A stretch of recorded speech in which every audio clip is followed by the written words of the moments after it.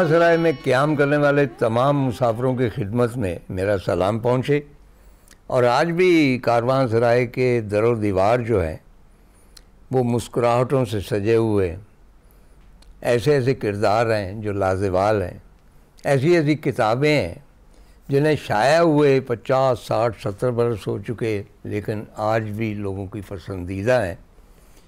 یعنی یہ اسی داستان کا تسلسل ہے جو ہم نے پچھلے ایپیسوڈ میں شروع کی تھی، یعنی داستان شفیق الرحمن، ایک ایسا دیوتا ادب کی دنیا میں جس کو میں کہتا ہوں کہ جس کے اندر رائل بلڈ تھا، لٹریری رائل بلڈ، بلو بلڈ کہتے ہیں، شہر سخن کا شہزادہ تھا، لیکن اس کے نصیب اچھے نہ تھے۔ یہ عجیب بات ہے کہ یہ تینوں جو شہر سخن کے شہزادے تھے، کرنل محمد خان، محمد خالد اختر، شفیق الرحمن، ان کے نصیب میں بدقسمتی، اور وہ بھی شدید قسم کی بدقسمتی آئی۔ بہر طور یہی زندگی۔ میں آپ سے تذکرہ کر رہا تھا کہ شفیق صاحب ہر مہینے نہ صرف مجھے بلکہ میرے بچوں کو بھی ان کی پسند کی کتابوں کا ایک پلندہ بھیجتے تھے، بلکہ جب اینی قرۃ العین میری بیٹی جو ڈاکٹر، وہ جب ان کے گھر جاتی تھی، ہم اکٹھے ہی جاتے تھے، تو ہمیشہ انہوں نے اینی کو کچھ نہ کچھ دے کے رخصت کیا۔ وہ فوراً اپنی وہ ڈریسنگ ٹیبل پہ جاتے تھے، کوئی سینٹ، کوئی خوشبو، کوئی کتاب، اینی تھنگ۔ تو اینی بھی طاقت میں رہتی تھی، وہ کہتی تھی کہ انکل فلاں کتاب آپ کی میرے پاس نہیں ہے، وہ اگر آپ دے دیں سائن کر کے، تو اگر وہ کتاب ہوتی تھی تو فوراً سائن کر کے دیتے تھے، اور ہمیشہ یہ کہتے تھے کہ بیٹیوں کو خالی ہاتھ نہیں بھیجتے، کیونکہ ان کے 3 بیٹے تھے۔ بڑا بیٹا میڈیکل میں تھا اور بیٹی نہیں تھی، تو اینی کو بالکل ایک بیٹی کی طرح ٹریٹ کرتے تھے، سو مچ سو کہ جب اینی کنگ ایڈورڈز کالج میں داخل ہوئی لاہور، سب سے زیادہ خوش ہوئی، اور ان کا کہنا تھا کہ اگر کوئی میری بیٹی ہوتی تو میں اسے کے ای میں بھیجتا، کیونکہ وہ خود کے ای میں پڑھتے رہے تھے۔ تو انہوں نے اپنے کے ای کے زمانے کی کچھ نوٹ بکس اینی کو تحفے کے طور پہ بھیجی۔ وہ میں یہاں نہیں لا سکا کیونکہ اینی امریکہ میں ہے ان دنوں، وہاں سے یہ نوٹ بکس نہیں آ سکتی، لیکن جب سمیر نیشنل کالج آف آرٹس میں داخل ہوا تو انہوں نے اس کو ڈرائنگز، کارٹون بنانے اور مصوری بنانے میں سیکھنے کی چند کتابیں روانہ کی۔ تو میں اس پروگرام کے لیے اسکرپٹ تیار کر رہا تھا، تو مجھے خیال آیا، تو میں نے سمیر سے پوچھا، میں نے کہا بیٹے وہ آپ کے پاس شفیق صاحب کی بھیجی ہوئی وہ کتابیں ہیں جب تم این سی اے میں داخل ہوئے تھے، اور وہ ڈرائنگ اور مصوری وغیرہ کے بارے میں؟ کہنے لگا بالکل ہیں ابو، اور وہ گیا اور وہ یہ ڈبہ اٹھا کے لے آیا۔ اچھا، اس ڈبے میں نیم کے پتے اس نے رکھے ہوئے ہیں تاکہ یہ کتابیں خراب نہ ہوں، اور یہ کتابیں اس لیے بھی قیمتی ہیں کہ سب پر شفیق صاحب کے دستخط ہے۔ مثلا آرٹس اینڈ کرافٹ سیریز ہے، کوئی لین او ڈاؤسٹ ہے، قیمت اس کی ہے 6 پینس، یعنی کہ 6 روپے بھی نہیں ہے۔ شفیق الرحمن فرسٹ ایئر MBBS، یہ اس کے اوپر لکھا ہوا ہے۔ اسی طرح Lightning cartoons,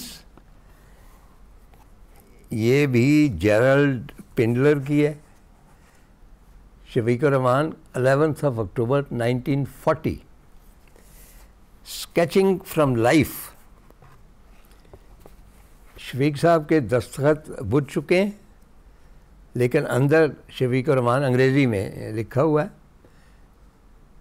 5th year MBBS، King Edward's College Lahore, اور یہ میں ڈیٹ نہیں پڑھ سکتا کیا لکھی ہوئی ہے، اسکیچنگ فرام لائف۔ اور یہ ہے how to draw caricatures and cartoons, یہ 40 کی کتاب ہے، شفیق صاحب کے دستخط ہیں۔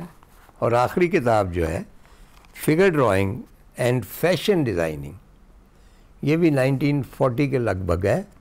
اس کے اوپر بھی کوئی AH ویلر اینڈ کمپنی، میرا خیال راولپنڈی میں ہے، اور 8 آنے اس کی قیمت ہے۔ اور Shafiq Ur Rahman 4th year MBBS King Edward Medical College Lahore 1939، یعنی جب میں پیدا ہوا تھا. تو سمیر نے ان کتابوں کو سنبھال رکھا ہے، نیم کے پتے ہیں، اور بڑی مشکل سے میں نے کہا کہ بیٹے میں یہ ڈسپلے کر کے واپس کر دوں گا. اس نے مجھے یہ کتابیں دیں. شفیق صاحب کی پہلی کتاب کرنیں، اور اس کا تعارف کروانے سے پہلے میں عرض کرنا چاہتا ہوں کہ جیسا کہ آپ دیکھ رہے ہیں شفیق صاحب سرورگ پر یقین نہیں رکھتے تھے. شاید وہ واحد مصنف ہیں جن کی تمام کتابیں سادہ ہیں. ان کا یہ خیال تھا کہ سرورگ بنانے سے اس کتاب کے اندر جو کچھ ہے اس کی انڈیکیشن مل جاتی ہے، یا سرورگ ایسا ہوتا ہے جو پڑھنے والے کو کسی اور راستے پہ ڈال دیتا ہے اور وہ راستہ اس کتاب تک نہیں جاتا. چنانچہ ان کی جتنی کتابیں آپ دیکھیں بالکل پٹیاں، اور اس کے اوپر بیک پہ شفیق صاحب کی تصویر ہوتی تھی. لیکن جب سنگ میل نے ان کو چھاپنا شروع کیا، اور مجھے فخر ہے کہ شفیق الرحمان صاحب کو میں نے مائل کیا کہ وہ سنگ میل کی جانب آ جائیں، اور کیونکہ باقی بہت سارے پبلشر تھے وہ کچھ زیادہ کتابیں چھاپتے تھے. میں اس کی تفصیل میں نہیں جانا چاہتا، لیکن بہرحال میں نے ان کو کنونس کر لیا اور وہ بہت خوش تھے. تو انہوں نے نیاز صاحب کی بہت تعریف کی. تو یہ کتابیں بھی سب کی سب سنگ میل پبلیکیشن نے چھاپیں. تو کرنیں ان کی پہلی کتاب تھی، اور یہ غالباً جو MBBS کے آخری سالوں میں انہوں نے لکھی. جب وہ ڈاکٹر ہو گئے تب یہ شائع ہوئیں. اور اس میں دیباچہ کس کا ہے؟ حجاب امتیاز علی. اب حجاب امتیاز علی ایک لیجنڈ تھی، امتیاز علی تاج کی اہلیہ جنہوں نے انارکلی لکھی، کیونکہ سب کانٹیننٹ میں وہ پہلی مسلمان عورت تھیں جن کے پاس جہاز اڑانے کا لائسنس تھا. ان کی ایک تصویر بھی ہے فلائنگ وہ جو ڈریس میں. اس کے بعد ان کی کتابیں جو ہے پاگل خانہ اور درجنوں کے حساب سے بہت ہی رومانٹک، بلی کو دیکھ کے رومانٹک ہو رہی، لیکن ایک خاص کشش تھی ان میں.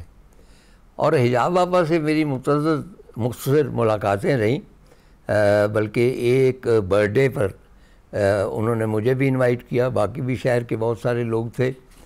اور میں نے دیکھا کہ بہت ٹھسے والی خاتون تھی. اس زمانے میں بھی میرا خیال 90 سے اوپر ہوں گی. بہترین ساڑیاں پہنتی تھی اور بہترین وگز پہنتی تھی. اور مجھے یاد ہے کہ مجھے نہیں معلوم تھا، اس زمانے میں وگ کا رواج نہیں تھا، وہ بہت ماڈرن تھی. تو یوسف کامران کشور نائب کا خاوند ہمیشہ ہی کہتا تارڑ دیکھو حجاب آپا کی وگ کے اوپر 2 مکھیاں بیٹھی ہوئی، ان کو نہیں پتہ. تو مجھے بڑی حیرت ہوتی. لیکن باہر طور اور مطلب میک اپ ان کا اور جس طرح وہ گفتگو کرتی تھی، تو she was on top at that moment. تو اس کا دیباچہ ان کی پہلی کتاب کا حجاب امتیاز علی نے لکھا. بلکہ میں نے جب اپنے والد صاحب کو بتایا کہ میں حجاب امتیاز علی کے ہاں کھانے پہ مدعو تھا، تو بڑے حیران ہوئے. تو کہنے لگے اچھا، تو کیونکہ وہ ان کی بھی فیوریٹ تھیں. تو دیباچہ جو ہے اس میں وہ لکھتی ہیں، کافی طویل دیباچہ ہے. شفیق الرحمان کے بیشتر افسانے ایک ایسے نوجوان کی شخصیت کے گرد کھڑے ہیں جسے اپنی بلند قامتی، خوبروئی اور مردانہ وجاہت کا احساس ہے، جو سیاہ عینک لگاتا اور موقع محل دیکھ کر بانکپن سے مناسب لباس پہنتا ہے، سپورٹس اور فنون لطیفہ میں دخل رکھتا ہے، چلبلے دل کا مالک ہے، چاہنے سے زیادہ چاہا جانا چاہتا ہے، اس غرض کے لیے تغافل برتنا، نظر انداز کرنا، بے پرواہ بنا رہنا، نوک جھونک سے کام لینا اور اسی قسم کے دوسرے حربے استعمال میں لاتا ہے. اس کی یہ خصوصیات جب مؤثر ثابت ہوں اور کسی رقیب کے مقابلے میں زیادہ سوانی نظر آئیں تو افسانے میں رومان کا انداز پیدا ہو جاتا ہے. وسعت، شکست، گرمیوں کی چھٹیاں اور فاسٹ بالر میں یہی انداز نمایاں ہے. شفیق الرحمان صاحب کے افسانے ہمارے جدید ادب میں اس لحاظ سے بھی نمایاں نظر آتے ہیں وغیرہ وغیرہ. اور آخر میں مختلف انہوں نے حوالے دیے ہوئے ہیں، اور آخر میں لکھتی ہیں کہ ادھر شفیق الرحمان صاحب ڈاکٹر ہیں، ادھر جنگ جلد ختم ہونے کی کوئی امید نظر نہیں آتی. یہ ریفرنس دے رہی ہیں سیکنڈ ورلڈ وار. جنگ کے سلسلے میں رسل و رسائل کی مشکلات کی وجہ سے آج کل ایک سیب روزانہ کھانے کو بھی نہیں ملتا، سیب نہیں ہوں گے.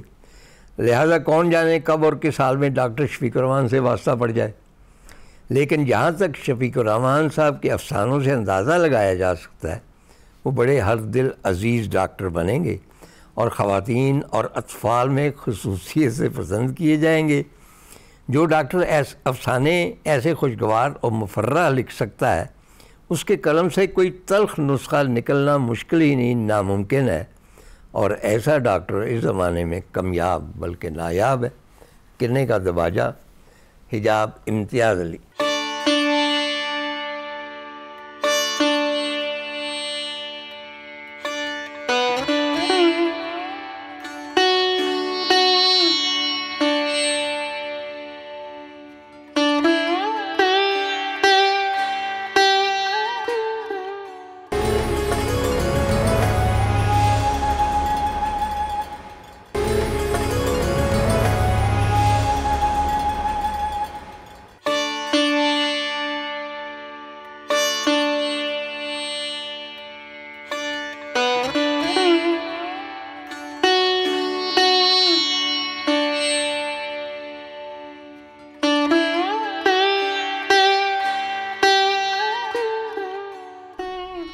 جب ادیبوں کا ایک وفد چائنا گیا تو مجھے بھی اس میں شامل کر لیا گیا.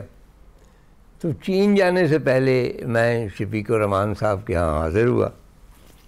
تو میں نے کہا شفیق صاحب میں چائنا جا رہا ہوں، تو کوئی مشورہ دیجیے. کہنے لگے جو کچھ بھی کیجیے گا وہاں لومڑ پلاؤ نہ کھائیے گا. میں نے کہا جی وہ کیا ہوتا ہے؟ کہنے لگے سیکنڈ ورلڈ وار میں میں برما میں تھا، تو کچھ انگریز دوستوں نے ہمیں مدعو کیا ایک چھاؤنی میں، اور چھوٹے سے جہاز میں ہم وہاں پہ گئے اور انہوں نے ہمیں پلاؤ کھلایا اور وہ بڑا مزیدار تھا. تو بعد میں ہم نے پوچھا کہ یہ کس چیز کا پلاؤ ہے، تو انہوں نے کہا کہ لومڑ پلاؤ ہے. تو اس لیے لومڑ پلاؤ سے پرہیز کیجیے گا. جب کبھی ہم شفیق الرحمان صاحب سے ملنے جاتے راولپنڈی اور ان کے گھر مدعو کیے جاتے، باقاعدہ میں فون کرتا تھا، تو ان کی بیگم سے بھی ملاقات ہوتی. وہ بڑی خوبصورت خاتون تھیں اور کسی کالج میں پرنسپل تھی اور قدرے سخت گیر مشہور تھی. ان کو ایک عجیب عارضہ سا ہو گیا. جو لوگ ڈاکٹر ہیں وہ سمجھ سکتے ہیں کہ یہ عارضہ کیا ہے. وہ یہ تھا کہ ان کا جسم میں کوئی ایسا مسئلہ ہوا کہ ضرورت سے زیادہ خون بن جاتا تھا، جو ان کے لیے مضر تھا. چنانچہ ایک خاص مدت کے بعد انہیں اسپتال داخل ہونا پڑتا تھا اور اس خون کا اخراج کیا جاتا تھا. تو ایک دفعہ شفیق صاحب کہنے لگے طاہر صاحب وہ میری بیگم نے ہاسپٹل جانا ہے، اسی سلسلے میں جیسا کہ آپ جانتے ہیں اس میں خون بہت ہے، نکالنا ہے. تو آپ کا کوئی تازہ شمال کا سفر نامہ نہیں آیا؟ میں نے کہا جی اس کا آپ کیا کریں گے؟ کہنے لگے آپ کو پتہ ہے کہ وہ شمال کی بہت گرویدہ ہے. اور یاد رہے کہ شفیق الرحمان بھی ایک مرتبہ شمال میں پوسٹڈ رہے ہیں. وہ بہت گرویدہ ہیں اور آپ کے سفر نامے بڑے شوق سے پڑھتی ہیں، اور وہ کہتی ہیں کہ اگر طاہر کا سفر نامہ میرے پاس ہو تو جب وہ پروسیس ہو رہا ہوتا ہے میں اس کو پڑھتی رہتی ہوں اور میرا دل لگا رہتا ہے. یہ میرے لیے بہت اعزاز کی بات تھی. بہر طور یہ وہی زمانے ضیاء الحق کے زمانے تھے اور بھٹو کی پھانسی کو زیادہ دیر نہیں ہوئی تھی اور ملک میں تھوڑی سی بے چینی بہر طور تھی. تو ان دنوں حکومت نے فیصلہ کیا کہ ایک ادبی کانفرنس انٹلیکچوئلس کی اور رائٹرز کی وغیرہ وغیرہ اور کالمسٹ کی اسلام آباد میں منعقد کی جائے. اور ظاہر ہے کہ اس کا بنیادی مقصد یہی ہوتا ہے تاکہ یہ ثابت کیا جائے کہ یہ جو سمجھنے اور سوچنے والے لوگ ہیں یہ ہمارے ساتھ ہیں. تو مجھے بھی اس کا آیا یعنی بلاوا. اس لیے بھی آیا کہ انہی دنوں شفیق الرحمان صاحب اکیڈمی آف لیٹرز کے چیئرمین مقرر ہو گئے، اور جب وہ مقرر ہوئے تو میں ظاہر ہے کہ ان کے دفتر میں بھی گیا، اور وہاں بھی انہوں نے وہ ڈیسک رکھا ہوا تھا، اور اسی کے اوپر کھڑے ہو کر وہ سائن وغیرہ کرتے تھے۔ تو وہاں پہ مجھے اب تک یاد ہے کہ میں نے ان سے ایک گزارش کی تھی، کیونکہ اکیڈمی کی طرف سے جو انعامات دیے جاتے ہیں ہر سال بہترین کتابوں پہ، میں تو پچھلے 25 سال سے مطلب میں نے ان کو درخواست کر رکھی ہے کہ میری کتابیں نہ شامل کی جائیں۔ ایک زمانے میں جب شوق تھا تو تب ایوارڈ وغیرہ لے بھی لیتے تھے، تو میں نے کہا جی ان کا ایک اشتہار چھپتا ہے، اور اس میں ادب کی اصناف جو کہ اس کمپٹیشن میں شریک ہو سکتی ان کی تفصیل ہے، اس میں ناول بھی ہے، افسانہ بھی ہے، شاعری بھی ہے، تحقیق بھی ہے، لیکن سفرنامہ نہیں۔ تو کیا آپ کی برساتی، میں نے اپنی بات تو نہیں کی، آپ کی برساتی یا قرۃ العین حیدر کی دماوند یا اور لوگوں کے سفرنامے جو ہیں، یہ آپ سمجھتے ہیں کہ یہ ادب کا حصہ نہیں ہے؟ کہنے کہ وہ تو ہیں۔ تو میں نے کہا کہ آپ چیئرمین ہیں، آپ ہی کچھ کیجئے۔ تو اس کے بعد دوبارہ اس اشتہار کی تصحیح کی گئی، اور اس میں سفرنامے کو بھی شامل کیا گیا۔ یہ شفیق صاحب نے کیا۔ اچھا، جب وہ جو دعوت نامہ مجھے آیا، وہ ظاہر ہے اس میں شفیق صاحب کی طرف سے آیا، اکیڈمی آف لیٹرز کی جانب، تو وہ مجھے ایک دو مرتبہ انہوں نے فون پر کہا انڈائریکٹ کہ آپ آ رہے ہیں، اور میں نے کہا جی انشاءاللہ میں کوشش کروں گا وغیرہ وغیرہ۔ وہ بھی جانتے تھے، کیونکہ اوور آل وہ زمانے ایسے تھے کہ کم از کم میرے جیسے لوگ قدرے بے چین تھے۔ چنانچہ انہی زمانوں میں میں نے ایک کہانی درخت لکھی جو بھٹو کی ہینگنگ کے حوالے سے تھی، وہ انڈیا میں کمیونسٹ پارٹی کے جریدے میں بھی شائع ہوئی، لاکھوں کی تعداد۔ ایک افسانہ لکھا بابا بغلوس، اور وہ انگریزی میں شائع ہوا ہندوستان میں۔ اس کا یہ مجھے فائدہ ہوا کہ گلزار صاحب اس افسانے کے راستے مجھ تک پہنچ گئے، لیکن کہیں نہ کہیں کوئی شکایت وغیرہ، تو میں تقریباً 1 برس تک پی ٹی وی جو ہے اس کے دروازے مجھ پہ بند رہے، یعنی آبویسلی نہیں لیکن جس شخص کا روزگار ہی میڈیا ہو، مطلب کتابوں سے کتنی آمدن ہو سکتی، تو اس کو مشکلات کا سامنا تو کرنا پڑتا ہے۔ اور بعد میں انہوں نے ریئلائز کیا کہ یہ لوگ جیسے بھی ہیں یہی ڈرامہ لکھ سکتے ہیں، یا یہی کمپیئرنگ کر سکتے ہیں، یا ایکٹنگ کر سکتے ہیں وغیرہ وغیرہ۔ وہ پابندی اٹھ گئی، اور انہی زمانوں میں یہ میرا پہلا اور آخری واسطہ تھا انٹیلیجنس والوں سے۔ میں دکان پہ بیٹھا کرتا کسان اینڈ کمپنی، چیملین روڈ، تو وہاں ایک صاحب آئے بڑے نفیس قسم کے، بیٹھ گئے، مجھ سے باتیں کرتے رہے۔ اس سے پیشتر میری بیگم بتا چکی تھیں کہ بھئی ہر ہفتے کے بعد 1-2 ٹیلی فون آتے ہیں، وہ جنرلی آپ کا پوچھتے ہیں کہ وہ کہاں ہیں، وہ بتاتے نہیں کہ کون ہے۔ تو مجھے کچھ اندازہ تھا، وہ صاحب بھی اسی طرح پوچھتے رہے کہ جی اچھا کدھر جاتے ہیں، کیا پڑھتے ہیں۔ تو میں نے کہا جی آپ کون ہیں؟ کہنے کہ بس کچھ انفارمیشن آپ کے حوالے سے چاہیے۔ تو میں نے کہا جی میری زندگی کھلی کتاب ہے، آپ دیکھ لیجئے۔ لیکن اس کا انٹرسٹنگ پہلو یہ ہے کہ وہ ہر 2 ہفتے کے بعد میرا خیال آتے تھے، اور میری تحریروں کے مداح تھے۔ چنانچہ مجھے کہتے کہ آئیے آپ کی کتابوں کی باتیں کرتے، فلاں کتاب کیسے لکھی، کہاں گئے، اور اس طرح کی باتیں کرتے رہتے، اور آخر میں کہتے اچھا آپ مجھے لکھا دیجئے کہ پچھلے 2 ہفتوں میں آپ کہاں کہاں گئے اور آپ نے کیا، تو میں لکھا دیتا۔ I still remember him. He was a very nice person. بہرطور تو یہ ایک چھوٹا سا انسیڈنٹ۔ تو ظاہر ہے کہ میں نے اس اکیڈمی آف لیٹرز کی اس کانفرنس میں حصہ نہیں لینا۔ تو شفیق صاحب نے، جیسا کہ میں بتا چکا ہوں، 1-2 مرتبہ فون کیا، اور میں نہیں گیا۔ اس کے بعد جو ملاقات ہوئی، he was such a large hearted person کہ انہوں نے بالکل تذکرہ نہیں کیا کہ آپ نے وعدہ کیا تھا یا آپ کو وہ ہم نے بھیجا دعوت نامہ تو آپ کیوں نہیں آئے، اس کا کوئی تذکرہ نہیں کیا، کیونکہ ان کا اس کانفرنس میں کچھ لوگ ایسے شریک ہوئے جو چاہتے تھے کہ ہم وہاں جا کے اپنا نقطۂ نظر بیان کرنا چاہتے ہیں۔ ان میں جعفری صاحب بھی تھے، اپنا پوئٹ جو احمد ندیم قاسمی بھی تھے، لیکن وہاں پہ جعفری صاحب کی ایک نظم اس کا حوالہ دیا گیا آفیشلی، اور یہ کہا گیا کہ ایسے لوگ جو ہیں ان کا اس ملک کی چاندنی پر بھی حق نہیں ہے، کیونکہ عام طور پہ ریاست اور حکومت کو ذرا آپس میں مکس کر دیا جاتا ہے، یعنی حکومت سے جو بندہ اتفاق نہ کرے وہ یہ نہیں ہے کہ ریاست سے اتفاق نہیں کرتا۔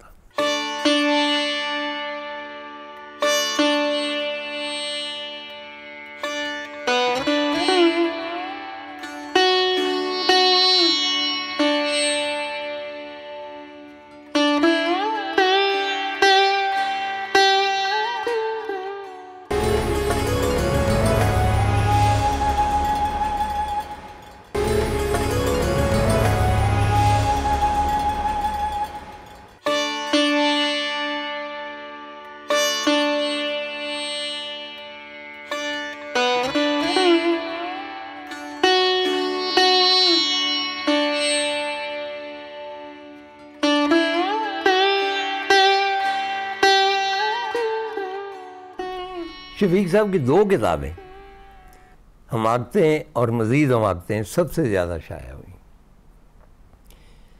اور ان کی پسندیدگی کی وجہ ظاہر ہے کہ اس میں شامل افسانے کہہ لیجئے، سفرنامے کہہ لیجئے۔ حماقتیں جو ہے اس میں فلیپ ہیں شفیق الرحمان سے۔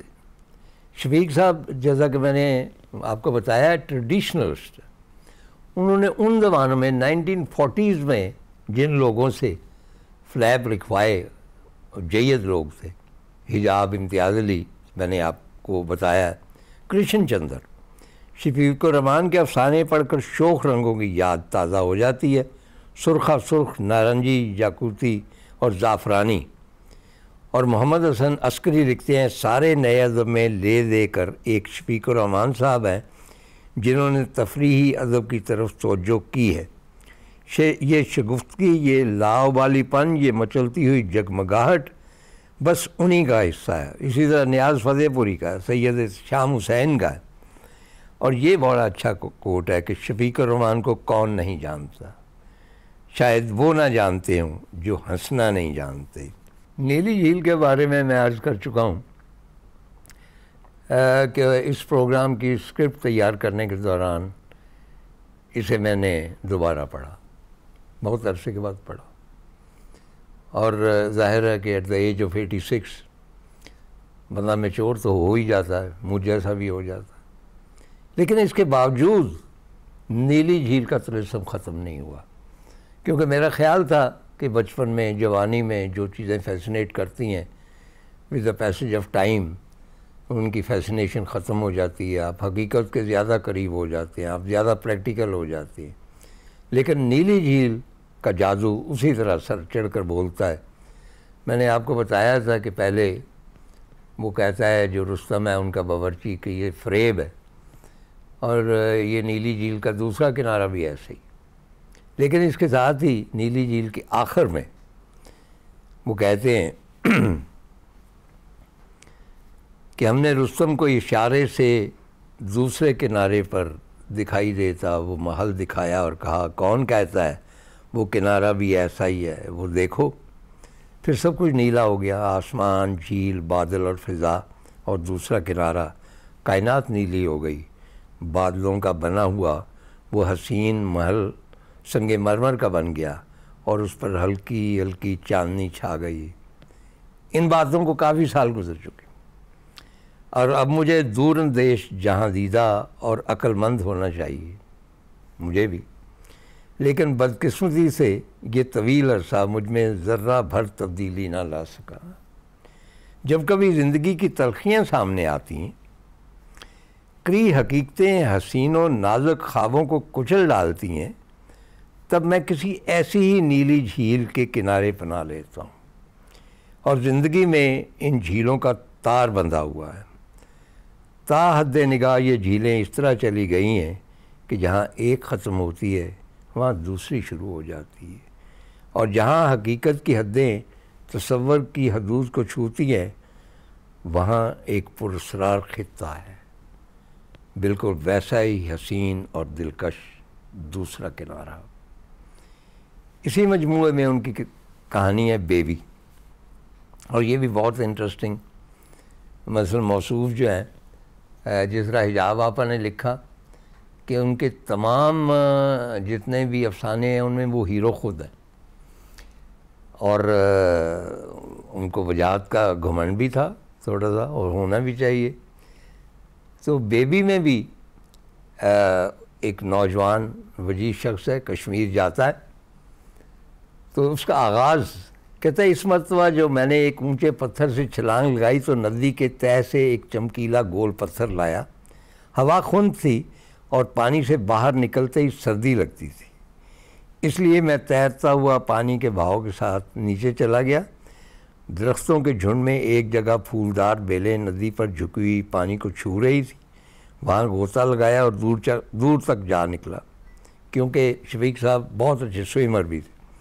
دیکھتا کیا ہوں کہ بالکل سامنے پتھر پر ایک پختہ عمر کا شخص بیٹھا ہے، اس کے منہ میں لمبا سا پائپ تھا اور ہاتھ میں مچھلیاں پکڑنے کی بنسی۔ مجھے دیکھ کر مسکرایا، مجھے یاد آ گیا اسے ہر روز کہیں نہ کہیں میں ضرور دیکھتا تھا۔ ایک غوطہ میرے لیے بھی لگاؤ، وہ بولا، اس پتھر کے نیچے کئی مچھلیاں شرارتاً چھپی ہوئی ہیں، ذرا انہیں باہر نکال۔ یہ بیوی کا آغاز، اور وہ شخص جو ہے اس کو شفیق صاحب کرکٹ سکھاتے ہیں نوجوانی کے حال میں، وہ آسٹریلیا کا، اور وہ کرکٹ سیکھ نہیں سکتا، بہت بری کرکٹ کھیلتا، اور جاتے ہوئے اس کو ایک تصویر دے کر جاتا ہے، اور جب بڑے فخر سے یہ تصویر دکھاتے ہیں وہ دوستوں کو تو وہ کہتے ہیں یہ تمہارا دوست کیسے بنا؟ کہیں گے کیوں، یہ تو بابا جی ہیں، ان کو میں کرکٹ سکھایا کرتا۔ ان کا کہ یہ آسٹریلیا کا سب سے مایا ناز کرکٹر ہے فلاں۔ تب ان کو پتہ چلتا ہے کہ وہ بابا جو تھا وہ ایکچولی زندگی کا سبق دیتا تھا۔ اس میں بہت سارے پیراگراف ایسے ہیں، یعنی وہ بیوی جو ہیروئن ہے اس کے حوالے سے وہ بابا جو ہے وہ چاہتا ہے کہ یہ نوجوان جو ہے اپنی شرمیلی مسکراہٹ سے باہر آئے اور اپنے ہم عمر لوگوں کے ساتھ تعلقات بڑھائے، اور یہ اسی طرح پیچھے ہٹتے ہیں اور وہ بابا جی ان کو آگے لے جانے کی کوشش کرتے ہیں۔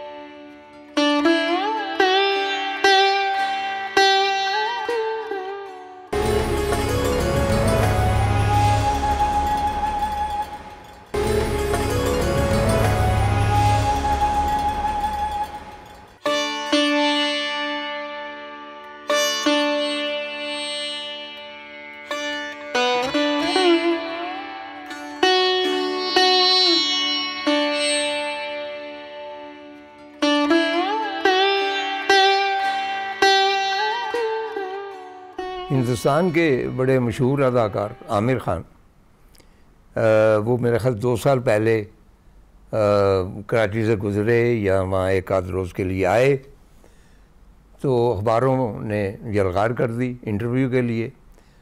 تو ایک صحافی نے پوچھا کہ کیا آپ اردو جانتے ہیں؟ انہوں نے کہا نہیں۔ تو انہوں نے کہا کہ اس کا مطلب ہے کہ آپ اردو لٹریچر سے واقف نہیں ہیں؟ تو عامر خان نے کہا کہ نہیں، کسی حد تک ہوں۔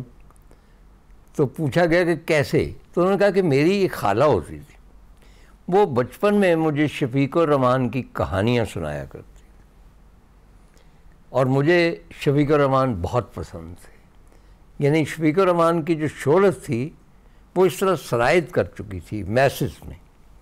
اچھا، میں یہ بھی اعتراف کرنا چاہتا ہوں کہ میرا رخ جو نارتھ کی طرف موڑا ہے اس میں شفیق صاحب کا بھی بہت بڑا حصہ ہے۔ کیونکہ شفیقوں ادیبوں کا ایک ڈیلیگیشن جا رہا تھا سندھ، تو مجھے انہوں نے کہا کہ بھئی آپ بھی ہو آئیے، میں چاہتا نہیں تھا ان کے ساتھ، تو انہوں نے کہا پھر آپ نارتھ میں جائیے۔ تو میں نے ان سے تذکرہ کیا کہ میں نے ایک فلم دیکھی تھی سرچ فار پیراڈائز 1958 میں انگلینڈ میں، اور حیرت کی بات یہ ہے کہ آپ بھی اگر وہ فلم دیکھنا چاہتے ہیں سرچ فار پیراڈائز، تو پچھلے دنوں میں نے دیکھا کہ یوٹیوب پر ایگزیکٹلی وہی پرانی فلم موجود ہے، یعنی آج سے پتہ نہیں 90 سال پہلے کا جو حمزہ ہے وہ اس میں دکھایا گیا ہے۔ تو انہوں نے جب میں نے تذکرہ کیا تو شفیق صاحب نے لکھا کہ آپ کے سفر کے متعلق پڑھ کر مجھے لاول تھامس، جن کی کتاب ود لارنس آف عربیہ چھپتے ہی فوراً بیسٹ سیلر ہو گئی تھی، کا گلگت، حنزہ، سکدو، استور وغیرہ کا ٹرپ یاد آ گیا۔ ان دنوں میں آزاد کشمیر کے میڈیکل سیٹ اپ میں میجر تھا۔ وہ اپنی پارٹی سمیت یہاں شمالی علاقوں کے پس منظر میں فلم بنانے آئے تھے کہ موسم اچانک یوں تبدیل ہوا کہ ان کا سارا ساز و سامان بڑے کیمرے سمیت دریائے سندھ میں بہہ گیا اور انہیں واپس لوٹنا پڑا۔ پہاڑی علاقوں اور خصوصاً ہمارے ناردرن ایریاز کے سفر میں موسم کی غیر یقینی پن کا سارے سیاحوں نے تذکرہ کیا ہے، اور آپ بھی گواہ رہیے گا کہ وہ غیر یقینی پن جو ہے اب تک جاری اور ساری ہوگا۔ ظاہر ہے جب میری پہلی کتاب نکلے تیری تلاش میں شائع ہو رہی تھی تو میری سب سے بڑی خواہش تھی کہ شفیق صاحب اس کے فلیپ کے لیے کچھ لکھ دیں، اور انہوں نے لکھ دیا۔ اور اس کے علاوہ وزیر آغا تھے، رحمان مذنب تھے، اشفاق احمد۔ اس کے بعد فلیپ میں نے چھاپنے چھوڑ دیے، لیکن مجھے سب سے بڑا انعام جو تھا شفیق الرحمان کی تحریر کی صورت میں ملتا تھا، اور اس کے بعد مجھے کچھ کہنے کی ضرورت نہیں پڑتی تھی، میری جو بھی کتاب آتی تھی اس کے اوپر وہ ضرور کامنٹ کرتے تھے۔ اور اندلس میں اجنبی کے اوپر 19 فروری 1977 میں انہوں نے لکھا کہ مستنصر حسین طاہر نے جس چاؤ اور جس محبت سے اندلس اور اندلسیوں کا ذکر کیا ہے وہ وہاں قطعی طور پہ اجنبی نہیں معلوم ہوتے۔ میرے خیال میں اس کتاب کا نام اندلس میں ایک اندلسی ہونا چاہیے۔